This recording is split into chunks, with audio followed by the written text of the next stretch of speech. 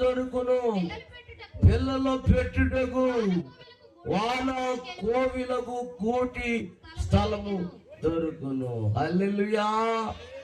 మనము చదివిన వాక్య భాగములో ప్రియులరా, ఆ వాక్యాన్ని ఎవరు రాశారు చెప్పండి?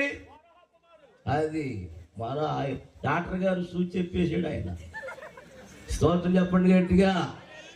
మంచి డాక్టర్ గారు ఆయన. తెలుసమ్మా? ఎంతమంది తెలిసి చేయొద్దండి? లింగ్ మాటలు ఉదయంలో ఎప్పుతున్నారు ఇంటమ్మా. స్తోత్రం చెప్పండి గట్టిగా. డాక్టర్ గారికి మంచి జ్ఞానం ఇచ్చాడు దేవుడు.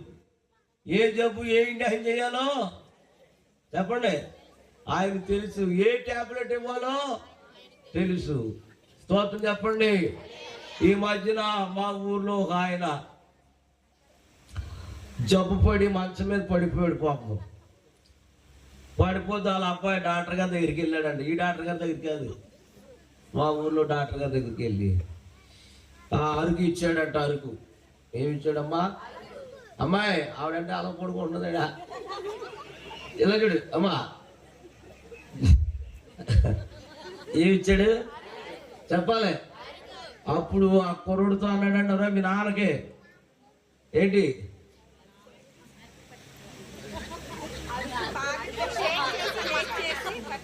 అమ్మా షేకా? సర్లే ఒరబ్బాయి, మీ నాన్నకి పట్టించినప్పుడల్లా ఇది ఊపుతూ ఉండు అన్నాడంట. ఏది అరుకు. ఆడనుకున్నాడు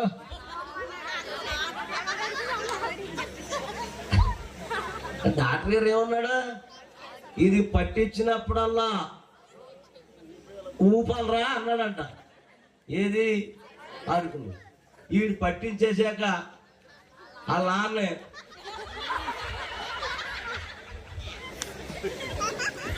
చెగూపేసాడు. పాము పాతకోడిసినోడు ఆ రాత్రి చచ్చిపోయాడు. నవ్వుతున్నావా? జాగ్రత్తగా వినాలి డాక్టర్ గారి మాట. ఏం చెప్పాడు ఆయన?